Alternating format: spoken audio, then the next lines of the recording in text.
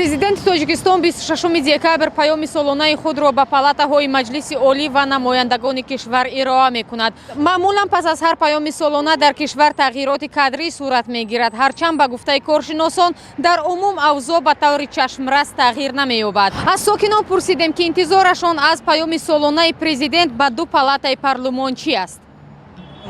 Масъалаҳои иқтисодӣ, иҷтимоӣ, фарҳангӣ ва тандурустӣ бояд дар ҷумҳурии Тоҷикистон та солҳои баъди солҳои 2019 ё ин ки соли 2020 ҳамин пешравиҳо дида шавад. Ҳамин пенсионерҳои оликаша пулаша бисёр кунатара мисавр.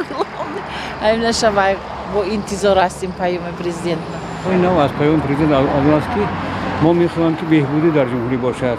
Албатта дар соҳаи молӣ, дар дигар соҳаҳо бошад. Албатта мехостем ки ҳоли омӯзгор имрӯз чӣ тавр аст ва бояд ҳукумат инро ба назар гирад ва нархҳо арзон шаванд. Нархҳое ки аз 12-13 маҳсулоти барои мардум ҳама зарурӣ. Ман мехоҳам ки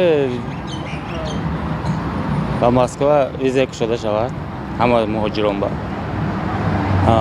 рафта омада шавад.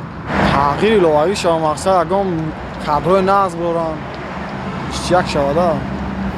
زیاد شدن استپندیا فقط استپندیا و معاشا.